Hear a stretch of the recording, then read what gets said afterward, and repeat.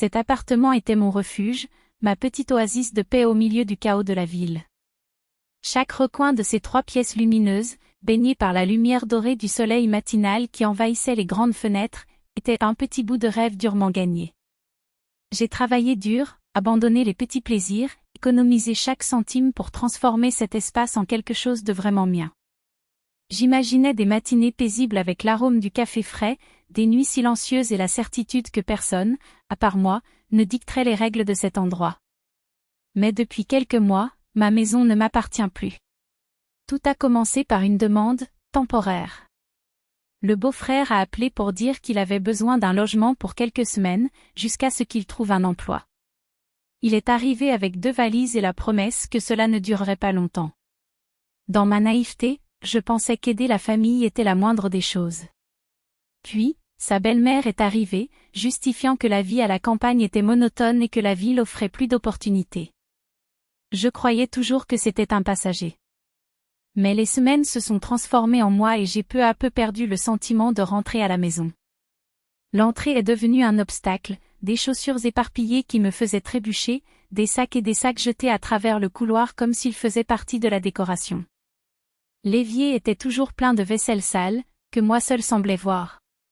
Le réfrigérateur s'est vidé à une vitesse impressionnante, j'ai acheté, ils ont consommé et il ne restait que des emballages vides.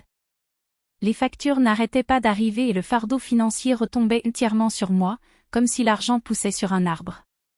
Ils ont agi comme si ma générosité était leur droit. Au début, j'ai avalé difficilement. Je me suis convaincue que ce n'était qu'une phase, que tout allait bientôt revenir à la normale. J'ai nettoyé les traces qu'ils ont laissées, j'ai cuisiné pour tout le monde, en espérant qu'ils remarqueraient au moins mes efforts. Mais mon dévouement a été interprété comme une obligation.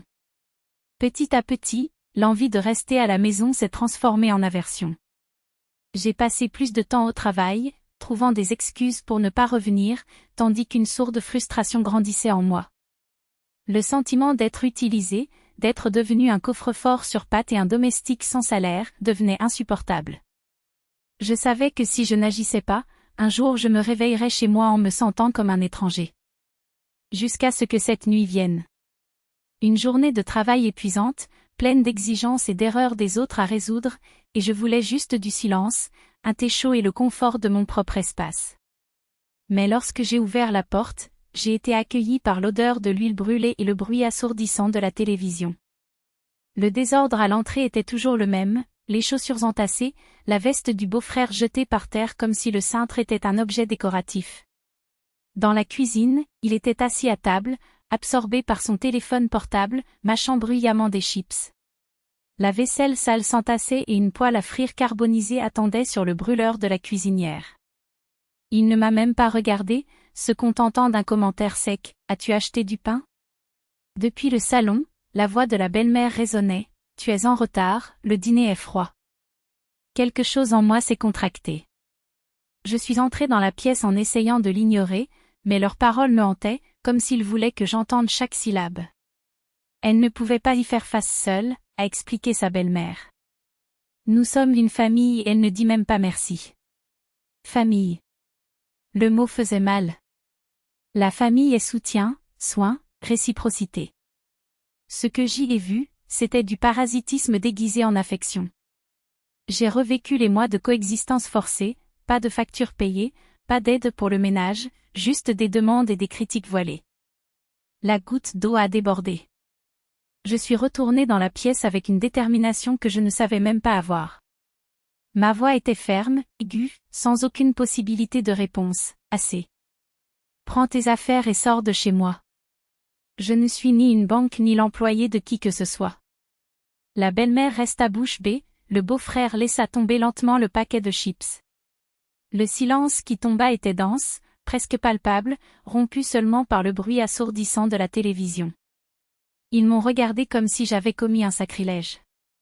La belle-mère fut la première à réagir, la voix tremblante d'indignation. « Comment oses-tu ? Nous avons juste… » Je levai la main pour lui couper la parole, « Aujourd'hui. Maintenant. » Ses yeux brillèrent d'un mélange de choc et de colère, mais elle se détourna, traînant des sacs avec fracas. Le beau-frère resta immobile, marmonnant quelque chose à propos de « aider », mais son ton ne semblait pas contrit, juste irrité. Je n'ai pas détourné le regard. Mes mains ne tremblaient pas de peur, mais de la force d'imposer enfin mes limites. Une demi-heure plus tard, 2 valises et quelques sacs étaient devant la porte. Aucun d'eux n'a dit un mot. La belle-mère a claqué la porte si fort que les tableaux ont tremblé. Le beau-frère a hésité un instant, comme s'il voulait discuter, mais lorsqu'il a croisé mon regard, il a simplement haussé les épaules et a continué. Lorsque la porte se referma, un silence étrange, presque inconfortable, envahit les lieux. J'ai parcouru les pièces, observant le désordre laissé derrière moi. C'était mon chaos maintenant, et j'aurais le temps de tout ranger. Dans la cuisine, j'ai fait chauffer de l'eau pour le thé. Je m'assis à la fenêtre, regardant la fine pluie qui coulait sur la vitre, comme si elle emportait tout ce qui ne m'appartenait pas. Cette nuit-là, je n'ai pas seulement récupéré mon appartement.